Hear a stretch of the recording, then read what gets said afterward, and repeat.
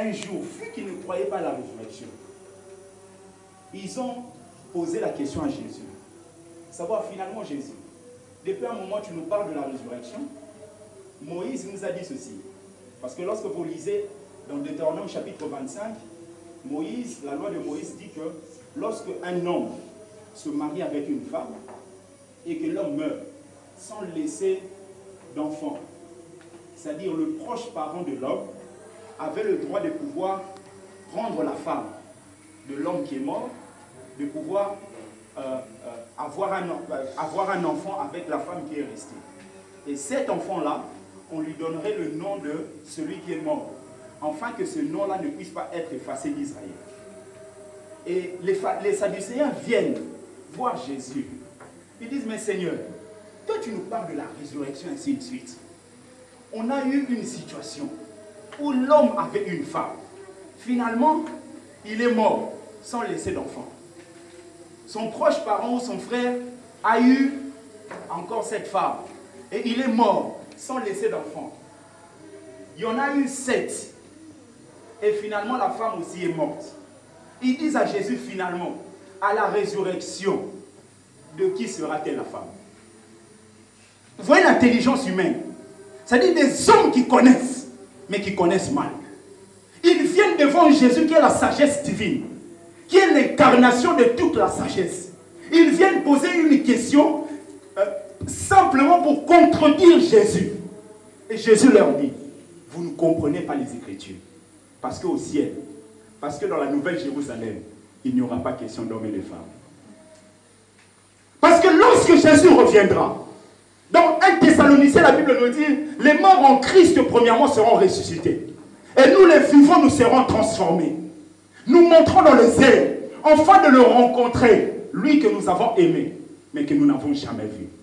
Et la Bible déclare ce jour-là, nous serons tels qu'il est. Et nous les connaîtrons tels que nous avons été connus. Je préfère rater un avion. Je préfère rater un train. Je préfère rater je ne sais quoi, mais ne pas rater l'enlèvement. Je préfère rater un diplôme. Je préfère rater un examen, mais ne pas rater le jour de Christ.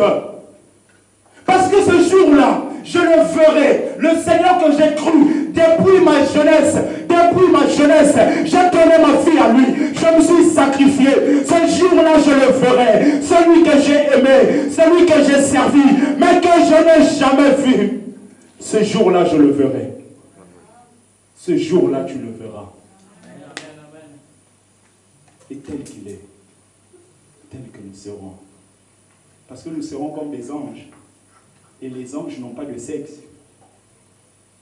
Comme les esprits n'ont pas de sexe. La Bible déclare que lui qui a fait des anges, des vents, n'est-ce pas? Et a fait de ses serviteurs flammes de feu.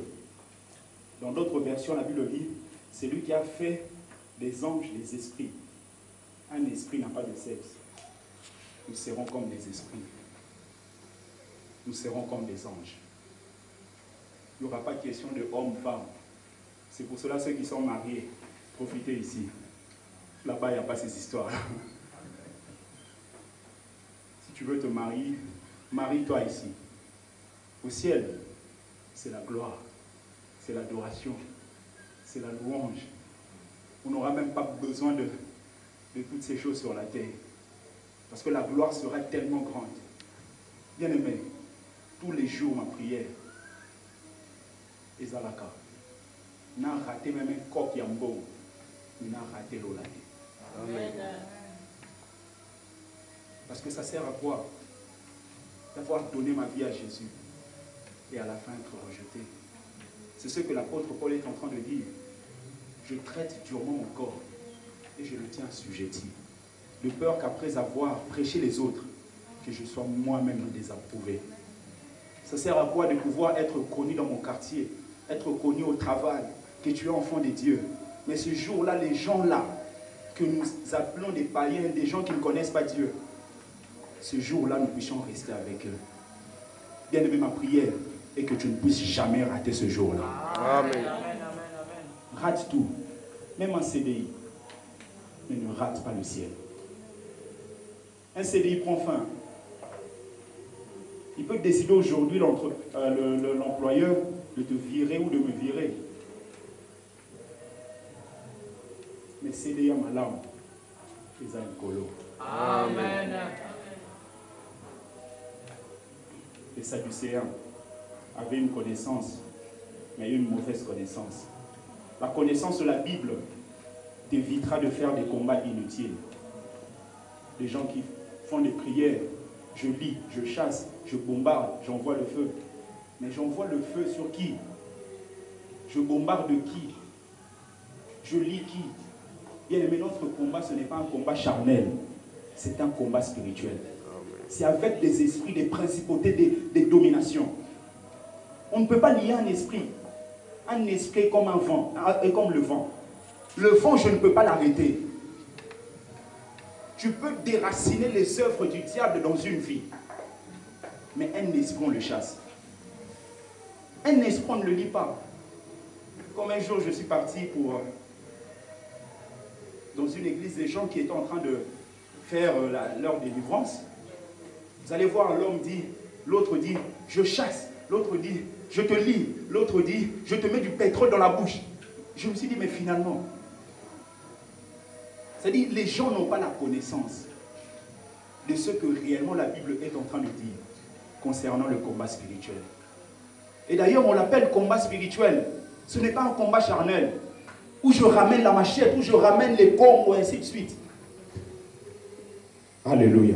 Amen. Parce que lorsque nous avons la connaissance, cela nous permet de pouvoir détecter les faux docteurs. Cela nous permet de détecter les fausses hérésies. Dans 2 Pierre chapitre 2, verset 17,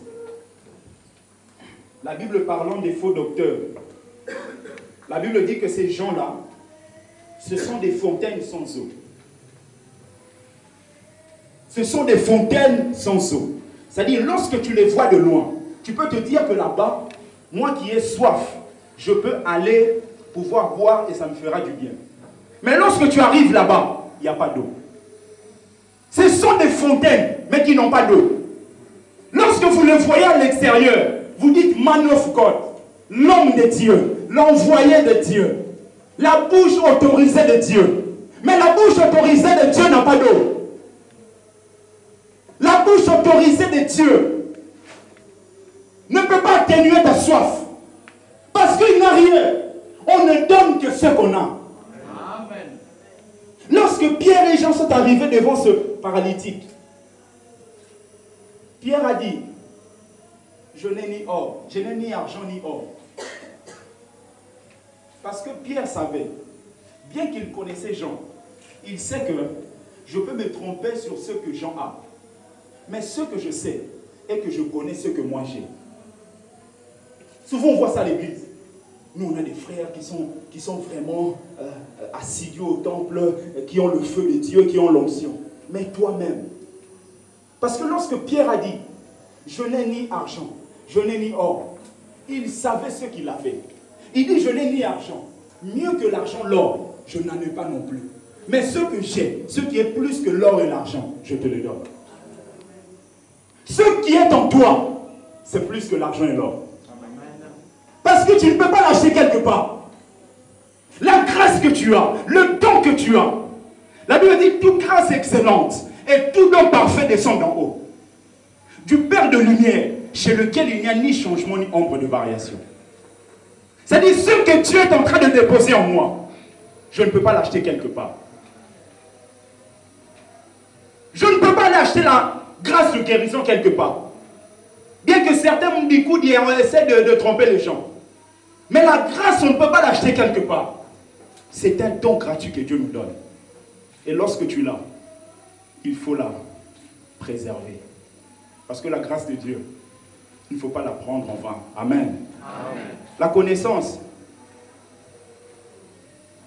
de la parole de Dieu te permettra de reconnaître les vrais hommes de Dieu. Vous savez, bien aimé, la grâce que tu reconnais, c'est cette grâce qui te bénit.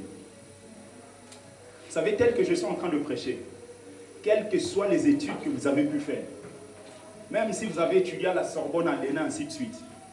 Ce que je dis ici, vous ne pouvez pas bénéficier de ça au moment où vous ne croyez pas mon ministère. Amen. Quel que soit votre âge, vous pouvez être mon grand-père, vous pouvez être ma grand-mère, vous pouvez être mon frère, mon petit frère. Mais au moment où vous ne croyez pas au ministère que Dieu m'a donné, tu ne bénéficies pas de ce que je dis ici. Ça dit tout ce que je dis ici. Celui qui est béni, c'est celui qui croit en ça. Amen. Un jour, je suis allé prier. Avant de prier, il y avait une maman. Cette maman, elle est ivoirienne. Maman Micheline. À chaque fois, cette maman m'appelait fils. Mon fils. Moi, ça ne me dérangeait pas. Elle avait l'âge de ma mère. Et fils, tu peux me faire ça. Je faisais un certain nombre de choses pour elle. Mais un jour, cette maman est tombée malade. Et cette maman est venue me voir pour m'expliquer qu'il y avait un certain nombre de sorciers de la Côte d'Ivoire qui voulaient la détruire. Cette maman commençait à avoir des problèmes avec ses oreilles. Elle n'entendait plus. Elle est partie à l'hôpital de Mondor, je crois, à Créteil, pour pouvoir se faire soigner. Et quand elle est arrivée à l'hôpital, ce n'était pas seulement le problème des oreilles, c'était devenu le problème des yeux. Ils ont fait tous les examens possibles. Ils n'ont rien vu. Cette maman m'a appelé. Quand la maman m'a appelé, j'ai pris le téléphone. La maman m'a dit, pasteur, je voulais te parler. Elle a commencé à m'expliquer. Je suis allé la voir avec un frère. C'est pour cela, bien aimé, même si vous avez beaucoup d'onction, n'allez pas seul. Allez toujours accompagné. Parce que même Jésus envoyait les disciples 2 par 2. Il y a des gens qui sont partis évangéliser, mais eux-mêmes ont été évangélisés. Parce qu'ils n'ont pas compris que les choses de Dieu marchent avec la discipline. Je suis allé avec ce frère, on a prié pour cette maman. Mais lorsqu'on partait, je n'avais pas beaucoup d'argent. J'avais 20 € dans ma poche.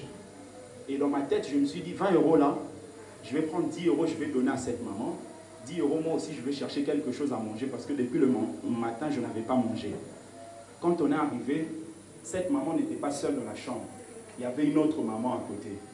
Le Saint-Esprit me dit, prends ces 20 € là, donne 10 €, 10 €.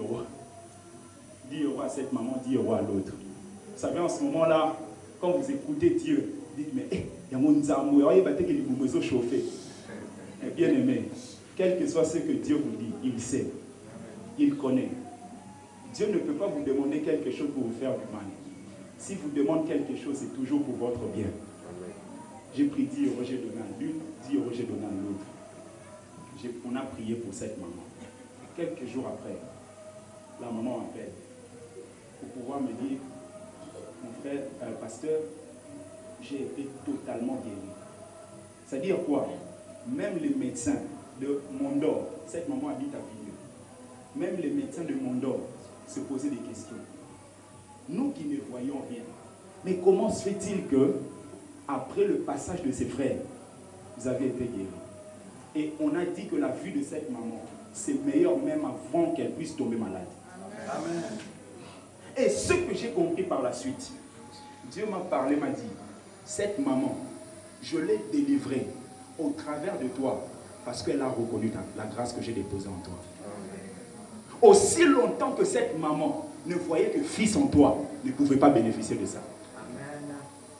Marie, au moment où tu vois Jésus comme simplement le fils que tu as conçu, tu ne bénéficieras pas de Jésus le guérisseur.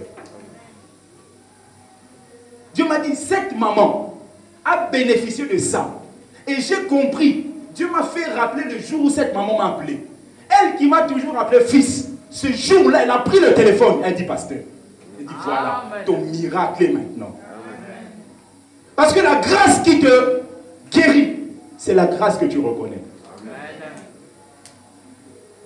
Ça m'étonne de voir les gens à l'église. Bien aimé, moi je prêche la vérité. Moi j'ai donné ma vie assez jeune. Je me dis que ça sert à quoi de pouvoir escroquer les gens? Ça sert à quoi de pouvoir manipuler les gens? Et ça m'étonne de voir des gens venir dans les églises, mais ne croient même pas à ce que Dieu a établi devant. Des fois je me demande, mais... Parce que des fois cela devient une malédiction. Lorsque tu es dans un endroit, tu ne crois pas ce que Dieu a établi, ça peut devenir une malédiction. Parce que lorsque lui parle, toi tu murmures. Lorsque lui parle, toi tu murmures. Un jour Dieu te frappera. C'est ça le principe de Dieu. Parce que des fois on veut entendre des choses et des choses. Mais des choses sont simples. La grâce que tu reconnais, c'est cette grâce qui te bénit. Et la connaissance de la Bible, au-delà de la connaissance de la Bible, nous voyons dans la Bible que nous devons connaître Dieu. C'est-à-dire quoi? Osée chapitre 6 au verset 6.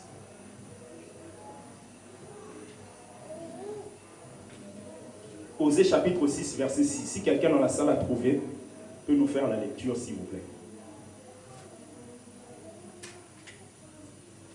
Osée chapitre 6 au verset 6.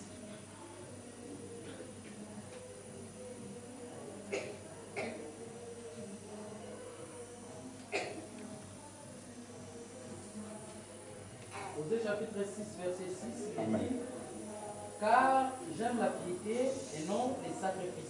Amen. Et la connaissance de Dieu plutôt que les holocaustes. Amen. La parole du Seigneur. Amen. Dieu, dans ce verset, nous voyons que Dieu aime la connaissance de Dieu.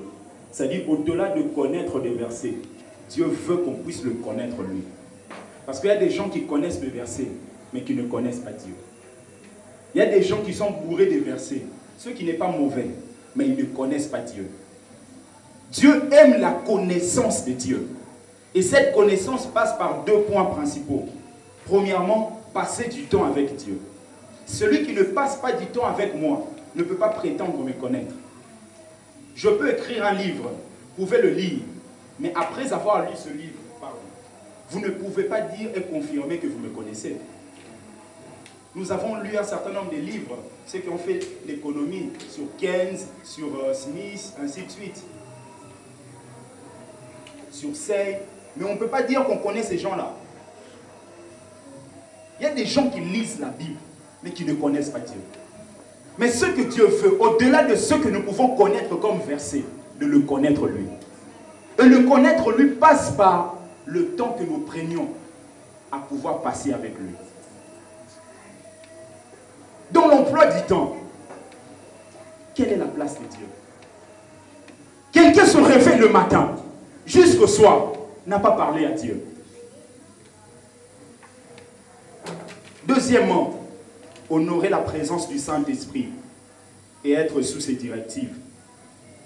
Honorer la présence du Saint-Esprit. Vous savez, le Saint-Esprit nous a été donné pour pouvoir nous soutenir dans nos faiblesses, par exemple, et pour pouvoir nous aider. Un jour, Jésus a dit aux disciples d'aller préparer le repas de la Pâque. Il a dit aux disciples: vous allez rentrer dans la ville, vous allez voir un homme, et cet homme porte une cruche d'eau. Et lorsque vous allez voir cet homme, ce que vous avez à faire, c'est de le suivre. C'est-à-dire, lorsque vous allez rentrer dans la ville, il ne pouvait pas voir cet homme aussi longtemps qu'il sort hors la ville. Vous ne pouvez pas bénéficier de la présence du Saint-Esprit au moment où vous êtes hors du royaume de Dieu. Beaucoup d'hommes viennent à l'église. Le problème est qu'ils ne sont pas touchés. Non pas parce que le pasteur ou les anciens de l'église n'ont pas d'onction, mais parce que ces gens-là ne sont pas convertis. La nouvelle naissance n'a pas encore été effectuée dans leur vie. C'est comme si vous êtes en train de dire à quelqu'un de se laver alors qu'il n'est pas encore né. C'est pour cela que beaucoup de messages sont prêchés dans les églises, mais n'ont pas d'effet dans la vie des gens. Non pas parce que ce message ne vient pas de Dieu, mais parce que les gens qui sont là ne sont pas encore convertis. Parce que lorsqu'on dit à ces gens-là, sanctifiez-vous, purifiez-vous, le problème est qu'ils ne sont pas encore nés de nouveau, donc ils ne peuvent pas se laver. Les enfants qui ne sont pas encore nés, on ne peut pas les appeler. Les enfants qui ne sont pas encore nés, on ne peut pas leur dire, va te laver, va mettre ta couche, va mettre ton pyjama. On dit ces choses à ceux qui sont nés. Et à l'église, nous avons ce problème-là. Des hommes et des femmes qui ne sont pas encore nés de nouveau, qui ne connaissent pas encore Dieu, qui ont besoin, non pas de se laver, mais de naître. Parce que la nouvelle naissance nous permet de passer du monde des ténèbres au monde de la lumière. Amen. Amen. La crainte de l'Éternel. Il dit, vous allez voir cet homme. Cet homme porte une cruche d'eau. Vous allez le suivre. Le problème est que les disciples ne connaissaient pas l'endroit là où ils devaient préparer la Pâque. C'est cet homme qui porte une cruche qu'il connaît. C'est-à-dire, si les disciples font des têtus, ils disent non, non, non, lui il prend cette route-là, et tout ça. Bien aimé, ils ne vont pas arriver à la destination. C'est la même chose avec le Saint-Esprit. Le Saint-Esprit ne te dira pas toujours des choses pour te plaire. Il ne te dira pas toujours des choses qui te plaisent. Il y a des choses où le Saint-Esprit peut te dire, toi-même tu t'assois, tu dis non, non, ça c'est difficile. Mais bien aimé, si tu vas arriver à la destination, ce que tu vas faire, c'est de le suivre. Alléluia. C'est de le suivre. Parce que cet homme qui porte la cruche, c'est lui qui conduit, c'est lui qui dirige. S'il prend à gauche, les disciples doivent prendre à gauche. Parce que Jésus leur a dit, vous allez suivre cet homme. Là où il va rentrer, c'est là-bas que vous allez préparer la Pâque. C'est-à-dire, s'il prend à droite, les disciples ne peuvent pas dire, non, on les a raccourcis, raccourcis à gauche. Non, non, non, mouton, non, ils ne vont pas arriver à la destination. C'est ce que beaucoup font. Dieu leur dit d'aller à droite. Mais ils disent non, non, non, non, non. Beaucoup d'hommes vont à gauche. Maintenant en Chine, les choses marchent. Maintenant en Chine, les choses évoluent. Moi aussi, je vais commencer à faire les affaires. Dieu lui dit non, non, non, non. Moi, je te veux dans mon service. Il dit non, non, mais Seigneur, comment est-ce que je vais manger? Comment est-ce que je vais nourrir mes enfants? Comment est-ce que je vais avancer? Moi, j'ai besoin de faire des affaires. Je dois aller en Chine. Bien aimé, tu vivras les conséquences de la Chine. Tout ce que tu fais sans l'aval de Dieu, bien aimé, tu ne vas pas prospérer. Parce que c'est Dieu qui détient la bénédiction. Et lorsque tu suis le Saint-Esprit, tu marches dans la crainte de Dieu. Et craindre l'Éternel, c'est le commencement de la sagesse. Vous savez, avant de me marier, je n'avais pas beaucoup d'argent. Je travaillais, par semaine, je travaillais 12 heures, des fois 15 heures. Donc 3 heures par jour. Mais bien aimé, quand j'ai fait mon mariage, j'ai donné la dot. Vous savez comment les familles africaines, la dot, ainsi de suite. Les gens m'ont posé des questions. Mais le mariage que tu as pu faire là, seulement dans mon salon, on est à 3 heures. Je leur ai dit oui. Parce que même si tu as peu, avec la sagesse de Dieu, tu étonnes les gens. La crainte de Dieu ramène la sagesse. Le peu que j'ai, ça étonne les gens. J'ai pris une salle 5 000 €. Ceux que beaucoup qui travaillent, qui gagnent de 2 000 me posent des questions, mais comment tu as fait? Il dit, Koye Banzam. Et ça, c'est qu'elle est mon aime. Parce que connaître Dieu, ça t'évite de pouvoir commettre un certain nombre de dégâts. Là où beaucoup prennent 20 ans, 15 ans pour comprendre, toi, Dieu t'accélère. C'est-à-dire, la crainte de Dieu m'a poussé à avoir une sagesse. Et quand j'ai commencé les choses, bien aimé, toute la famille a été étonnée. La famille m'a posé des questions. Mais comment est-ce qu'on va faire? Parce qu'on doit cotiser ainsi de suite. Parce qu'eux, ils voyaient dans leur tête que dès que ça, à ça, à 3 heures, à foutre à la chambre, à foutre à polianaï, à foutre à ninaï. Dans des awana, c'est ce projet mariage. Cela veut dire qu'ils comptent sur nos poches. Parce que dans leur tête, c'était ça. Quand ils nous disent ça, ils comptent sur nos poches.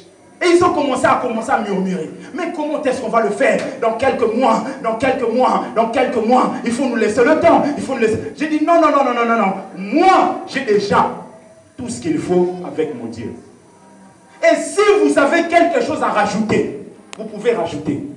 Mais moi, j'ai un projet bien bâti. Parce que la crainte de Dieu ramène la sagesse. Amen. Bien aimé, tout ce que tu fais sans Dieu, tu échoues. La Bible dit tout ce qui est né de Dieu triomphe du monde. Tout projet né de Dieu, ça triomphe du monde. Toute entreprise née de Dieu, ça triomphe du monde. Tout mariage bâti sur Dieu, ça triomphe du monde. Amen. Il y a beaucoup de divorces aujourd'hui. Parce que les mariés ne sont pas bâtis sur la parole de Dieu. Les gens se marient parce qu'à vu l'autre s'est marié, l'autre s'est marié. 2-3 ans, je ne te sens plus. Mais tu veux sentir quoi? Moi, mon père et ma mère, ça fait plus de 40 ans ils sont ensemble. Et moi, avant de me marier, je me suis dit, ça c'est mon exemple. Et des fois, tel que nous sommes là, les enfants que nous avons, bien aimés, ils nous regardent. Comment est-ce que papa s'est comporté? Comment est-ce que maman s'est comportée? Et un bon comportement d'un père, c'est plus que les matières qu'on prend à la Sorbonne. Un fils qui voit son père en train de respecter la maman, en train d'honorer la maman, en train de rester avec sa maman.